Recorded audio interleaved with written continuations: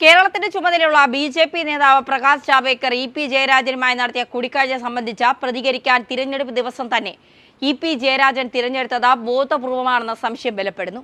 കൂടിക്കാഴ്ച സംബന്ധിച്ച സ്ഥിരീകരണം തിരഞ്ഞെടുപ്പ് സമയത്ത് നടത്തിയാൽ അത് രാഷ്ട്രീയമായി ഇടതുപക്ഷത്തിന് തിരിച്ചടിയുണ്ടാകുമെന്ന് കൃത്യമായി അറിയാവുന്ന നേതാവാണ് ഇ.പി. ജയരാജൻ.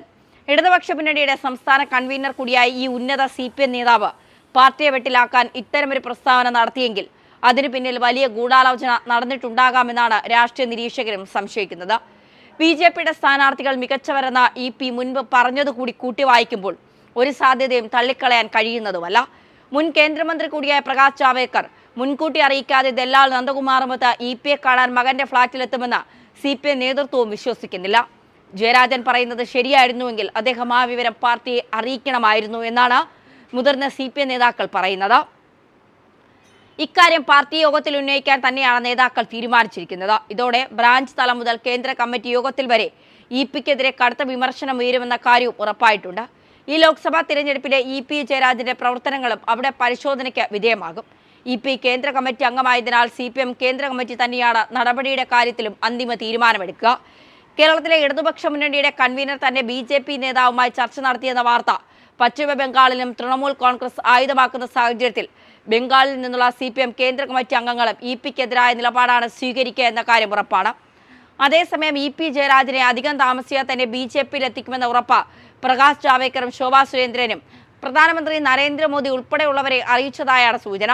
ബി.ജെ.പി. സംസ്ഥാന അധ്യക്ഷൻ കെ സുരേന്ദ്രനെ പോലും അറിയിക്കാതെയാണ് സകല നീക്കങ്ങളും ശോഭയും ജാവ്ദേക്കറും നടത്തിയതെന്നാണ് ഇപ്പോൾ പുറത്തുവരുന്ന വിവരം. ബി.ജെ.പിയുടെ മുതിർന്ന നേതാവുമായി ഇ.പി. ജയരാജൻ വീട്ടിൽ കൂടിക്കാഴ്ച നടത്തിയെന്നത് നിസ്സാരമായി തള്ളാനാവില്ല എന്ന വികാരമാണ് മന്ത്രിമാർ ഉൾപ്പെടെയുള്ള CPM നേതാക്കൾക്കുള്ളത്. കോൺഗ്രസ് നേതാക്കൾ ബി.ജെ.പിയിലേക്ക് ചേരുന്നത് പാർട്ടി ആയുധമാക്കുമ്പോൾ അതിന്റെ മുനയൊടിക്കുന്ന നീക്കം ഇ.പി. നടത്തിയത് ഒരു കാരണവശാലും അംഗീകരിക്കില്ല എന്ന നിലപാടിൽ CPM നേതാക്കളും ഉറച്ചു നിൽക്കുകയാണ്. മലബാറിൽ ഉൾപ്പെടെ വിവാദ കൂടിക്കാഴ്ച UDF ശരിക്കും മുതലെടുക്കാൻ ശ്രമിച്ചു എന്ന വിലയിരുത്തലും ഇടതുപക്ഷ നേതാക്കൾക്കുണ്ട്. തിരഞ്ഞെടുപ്പിൽ തിരിച്ചടിയേറ്റാൽ അതിന്റെ പരിപൂർണ ഉത്തരവാദിത്വവും ഇ.പി. ജയരാജന് മാത്രമായിരിക്കും. തിരഞ്ഞെടുപ്പ് ഫലപ്രഖ്യാപനത്തിന് മുൻപ് തന്നെ ഇ.പി. ജയരാജനെ ഇടതുപക്ഷ മുന്നണിയുടെ കൺവീനർ സ്ഥാനത്ത് നിന്ന് മാറ്റണമെന്നത് ഇപ്പോൾ ഇടതുപക്ഷത്തെ പ്രധാന വികാരമാണ്. ഇക്കാര്യം ആവശ്യപ്പെടാൻ CPIയും തീരുമാനിച്ചിട്ടുണ്ട്. രാഷ്ട്രീയ നേതാക്കൾ തമ്മിൽ കാണുന്നത് സാധാരണമാണെങ്കിലും ബി.ജെ.പി. നേതാവ് CPM കേന്ദ്ര കമ്മിറ്റി അംഗത്തെ വീട്ടിൽ വന്ന് കാണുന്നത് അസാധാരണമാണ്.